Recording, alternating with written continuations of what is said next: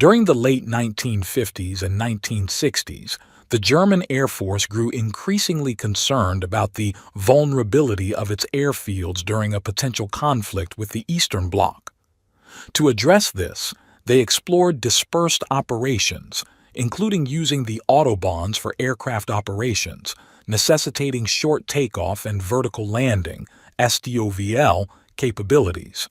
This led to trials, known as the Zero-Length Launch (ZEL) program, involving modified Lockheed F-104 starfighters launched from stationary ramps. Additionally, Dornier began informal work on VTOL concepts in 1959, formalizing the Do-31 design in 1961. Led by engineer Gustav Weiland, Dornier collaborated with Bristol Siddeley on VTOL engines. A purpose-built flight control test rig aided in developing the flight control system, while the Dornier Do 960 hybrid computer facilitated detailed modeling. Despite vertical flight capabilities, the Do-31's flight control philosophy resembled that of a conventional aircraft more than a helicopter. The Dornier Do-31 stands as an experimental jet-propelled vertical takeoff and landing (VTOL) cargo aircraft crafted by West German manufacturer Dornier. Its development was primarily driven by the keen interest of the German Air Force in acquiring short takeoff and vertical landing (STOVL) capable aircraft. NATO's specification NBMR-4 further fueled this ambition, calling for a VTOL-capable tactical support aircraft to complement the EUR VJ-101, another West German VTOL strike aircraft developed under the NATO BMR-3 contract. 3 aircraft, 2 flight-capable and 1 static airframe, were built for testing.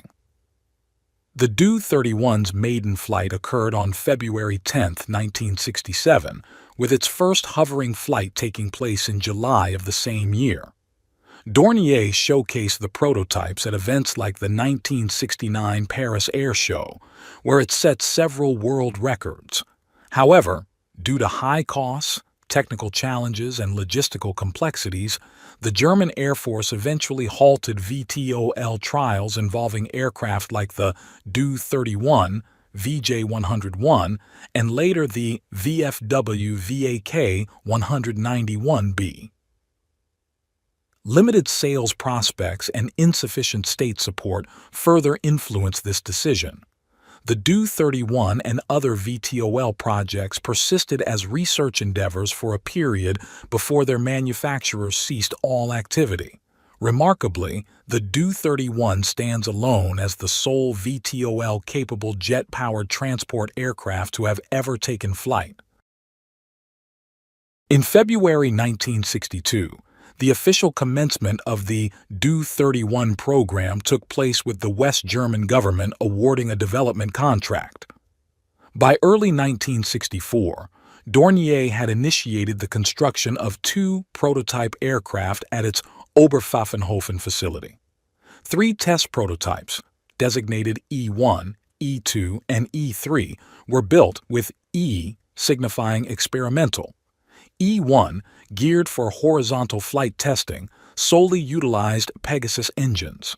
E2 served as a static test airframe, while E3, equipped with both Pegasus and RB-162 lift engines, focused on assessing vertical flight capabilities. The Do-31's design heavily relied on its engine configuration, featuring Bristol Pegasus vectored thrust turbofan engines, known for their use in the Harrier jump jet. 2 Pegasus engines were housed in each inboard nacelle, supplemented by 4 vertically mounted Rolls-Royce RB-162 lift engines in the outer nacelles during vertical flight. The engine pod arrangement allowed for ample cargo space within the fuselage, accessible via a rear-facing loading ramp. Initial Do-31 designs incorporated more than 4 RB-162 engines, but advancements in Pegasus engine power led to the reduction. Modifications were required to accommodate the Pegasus engines within the nacelles, differing from their placement in the Harrier.